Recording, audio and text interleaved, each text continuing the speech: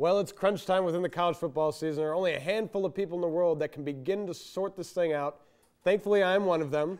And the man joining me, Mike Heil, will try to keep up. Mike. Well, thank you, Eric. Mike, we're looking at the BCS and all the teams top 5. You have all the undefeated teams 1 through 5 above any one-loss team. Is this the way it should be? Does that reflect that those 5 teams are better than the teams below them? Absolutely not. I don't even see how that's anywhere close to fair.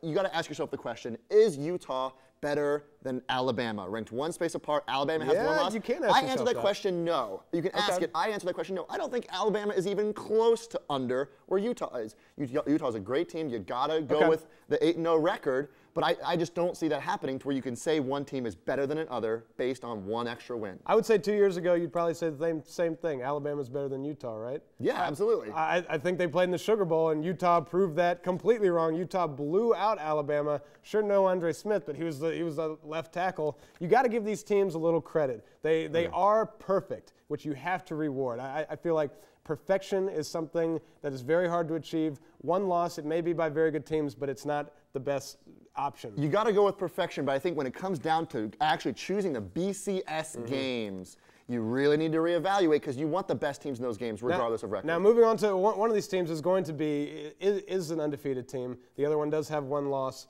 Wisconsin, Oregon, both prolific rushing attacks. Oregon likes speed. Wisconsin likes power. Which one of these two styles do you like the best? I got to go with LaMichael James and Oregon. Okay. Why? Because I figured you would. I don't know what that means, but I think you got to go with speed. Power backs we've seen kind of fall to the wayside a little bit. You got people that come out of college and are big power backs and do great, but then you're always going to have the Chris Johnsons of the world that are the #1 backs. Adrian Peterson's got both. If Adrian Peterson was just a power back, you wouldn't see the power out of him. Okay, well, yeah, I mean, all backs have a little bit of speed. That's why they're playing the position. I'm taking Wisconsin just because you have the ability to control the clock. Oregon either scores a touchdown in a minute or it's a 3-and-out in 20 seconds. You don't give your defense any rest if you're not successful. I think that's going to be a big deterrent when they get in some big games. You make a good point, but you got to go with the W. The W is all that matters.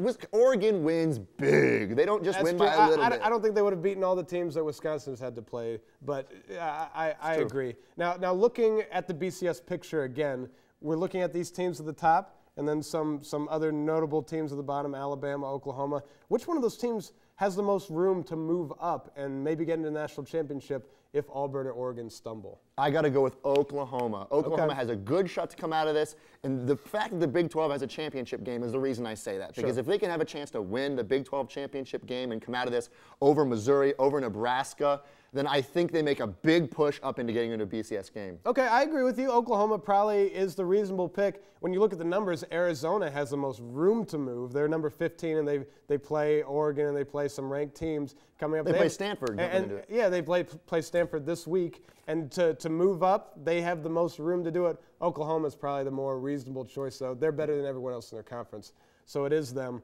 Looking at the end of the season now, there's going to be a Big East team in a BCS bowl game, Sadly. no matter what. Do they deserve that? No, of course they don't deserve that. We're going to see Pittsburgh or Syracuse in a BCS game. Yeah. Are those teams quality? I say no, not even close. Okay, I agree. It's becoming a trend. I think it should. I would have said it's the Mountain West. But same reason for Notre Dame. It's the same kind of a pick. Automatic qualifying teams should not get them because things change. Teams wax and wane. You shouldn't automatically be given a bid just because of who you are. I happen to agree, but it's the system we deal with. Time for a quick break, but when 101 returns, Christian and the guys will tell you what teams are still alive this season and who needs to begin focusing on the draft in the NFL. Don't go anywhere.